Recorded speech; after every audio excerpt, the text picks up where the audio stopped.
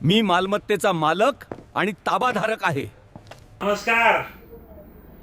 तर आज आपण जमीन महसूल अधिनियम 1966च्या कलम 155 खाली आपल्याला काय करता येईल आणि 155 हे कलम त्यामध्ये काय सांगितलं आहे, त्या कलमांतर्गत कोणाला पावर आहेत, या सर्व गोष्टीची माहिती आजच्या या व्हिडिओमधून घेणार आहेत.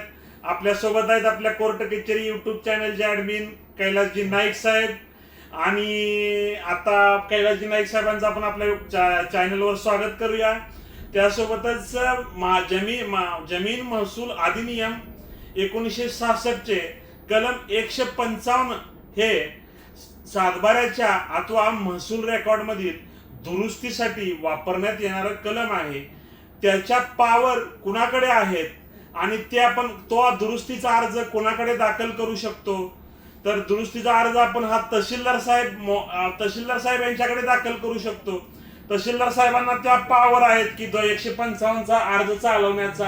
आणि दुरुस्ती जे म्हणालात आपण गावडे साहेब, तर दुरुस्ती काय करता येते हे सुद्धा महत्वाचं आहे.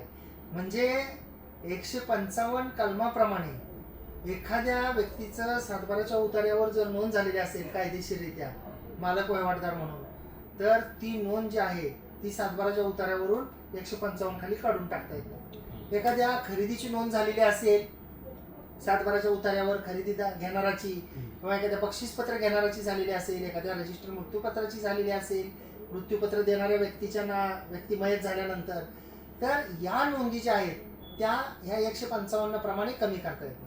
तर 155चा एवढा उद्देश आहे की ज्या महसूल दप्तरामध्ये चुका झालेल्या आहेत. आता आपल्याला माहित आहे की पूर्वी हस्तलिखित उतारे होते, त्यानंतर संगणकीय उतारे झाले आणि संगणकीय उतारे होत असताना नावामध्ये, क्षेत्रामध्ये, तसेच आकारामध्ये वेगवेगळ्या प्रकारच्या चुका झालेल्या. सविस्तर माहिती साहेब, माझं असं म्हणणं आहे की जमीन महसूल अधिनियम 1966च्या कलम 155 नुसार सातबाऱ्यावर ऑनलाईन दुरुस्ती करताना वारसाची संमती पत्र लागते का? हा महत्वाचा प्रश्न आहे. कारण कोणत्या व्यक्तीची संमती लागते आणि कोणत्या व्यक्तीची संमती लागत नाही हा विषय कधी येतो, तर जी दुरुस्ती मागणी केलेली आहे ती दुरुस्ती नेमकी कशा स्वरूपाची. आता उदाहरणार्थ एक उतारा आहे आणि त्या उतार्यावर एकापेक्षा अनेक लोकांची जर नावं असतील किंवा उतार्यावर हिस्सेवारी नोंदवायची असेल, एखादा व्यक्ती उतार्यावरचा मयत झाला, त्याचे उदाहरणार्थ 4 वार असेल आणि जर हिस्सेवारी नोंदवायची असेल की कोणाला किती हिस्सा आहे आणि जर तो हिस्सा कमी जास्त होणार असेल, म्हणजे एक वारस आले आणि म्हणले की बाबा माझा 3रा हिस्सा आहे, बाकीच्यांची 1/4 हिस्से आहेत, तर अशा परिस्थितीमध्ये जी आहे ही दुरुस्ती करता येत नाही. जी ऑलरेडी रेकॉर्डवर हिस्से असतात, हक्क असतात, त्याच्यामध्ये दुरुस्ती जी आहे ती करता येत नाही. म्हणजे दुरुस्ती जी आहे ही तांत्रिक स्वरूपाची करता येते. दुरुस्तीमुळं कोणाचे हक्क काढून घेता येत नाहीत या 155 प्रमाणे आणि कोणाला नवीन हक्क देता येत, हा महत्वाचा याच्यामध्ये मुद्दा आहे. आता उदाहरणं जर पाहिजे असेल गावडे साहेब आपल्याला, ह्या 155 खाली साधारणपणे कुठल्या दुरुस्त्या केल्या जातात आणि त्या कशा केल्या जातात. तर उदाहरणार्थ उतार्यावर काही क्षेत्रामध्ये बदल झाला आहे, नावामध्ये बदल झाला आहे, किंवा एखादा फेरफार आहे आणि त्या फेरफारचा जो आहे तो अंमल जो आहे तो घेण्यात आलेला नाही, सातबारावर तो अंमल झालेला नाही आणि सातबारा तर फेरफार उतारा तर झालेला आहे परंतु त्याचा अंमल नाही, तर तो अंमल घ्यावा म्हणून आपण तो करू शकतो. किंवा महत्वाची गोष्ट म्हणजे की पूर्वीचा हस्तलिखित उतारा जो आहे त्या हस्तलिखित उतार्यामध्ये ऑलरेडी एखादी नोंद होती आणि जेव्हा संगणकीय उतारे जे आहे झाले त्यावेळी ती नोंद जी आहे ती त्या संगणकीय उतार्यावर घेण्यात आली नाही. जसं की इतर हक्कातल्या नोंदी, तुम्हाला माहिती आहे की इतर हक्कामध्ये कोणकोणत्या नोंदी असतात. तर साहेब, माझा असा प्रश्न आहे की सातबाऱ्यावरील चूक सुधारण्यासाठी महाराष्ट्र जमीन महसूल अधिनियम जे कलम 155 नुसार आपण सुनावणीला जर नोटीस बजावलीच गेली नाही अथवा त्या तारखेला सामनेवाला हजरच राहिला नाही, तर तहसीलदार त्यांना काय निकाल देतील किंवा त्या व्यक्तीला काय निर्णय देणार? महत्वाचा प्रश्न आहे आपला. आणि जसं की मी म्हणत होतो, या प्रश्नाचं उत्तर तर आपण देणारच आहोत की इतर हक्कामध्ये ज्या नोंदी होत्या मूळ हस्तलिखितवर, त्याला आपण एका वाक्याने पूर्ण करूया आणि या विषयाकडे बोलूया.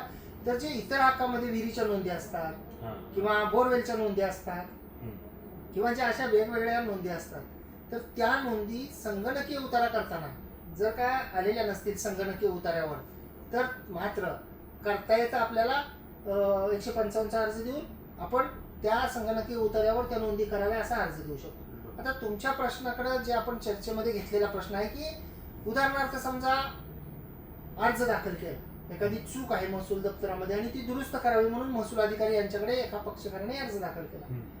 तर ते हितसंबंधी जे लोक आहेत त्या मिळकतीच्या संदर्भातले, तर त्यांना त्याच्यामध्ये पक्षकार करणं गरजेचं आहे.